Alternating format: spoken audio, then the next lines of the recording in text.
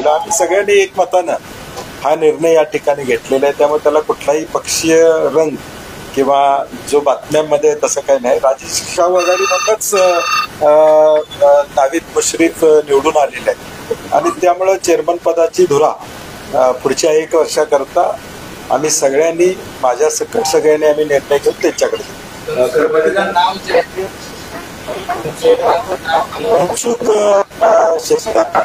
इच्छुक होते. बाबासाहेब चौगुले होते, अमर पाटील कोडोलीचे इच्छुक होते, करण गायकवाड होते, अजित नरके इच्छुक त्या ठिकाणी होते. शेवटी या प्रक्रियेमध्ये 2 घटक विश्वास आबाजी आणि अरुण डोंगरे यांच्या बाबतीत कुणाचाही संभ्रम नव्हता कारण की त्यांना आम्ही शब्द दिला होता.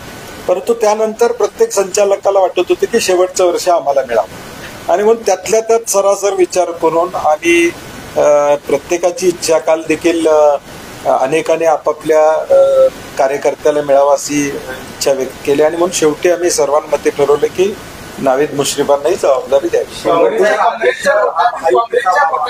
अध्यक्ष नको याच्यासाठी माणसं जोडणारे, नाती जपणारे, समाजासाठी, तरुणांसाठी आणि कोल्हापूरसाठी विजन घेऊन काम करणारे युवा नेते माननीय ऋतुराज संजय पाटील यांना वाढदिवसाच्या हार्दिक शुभेच्छा.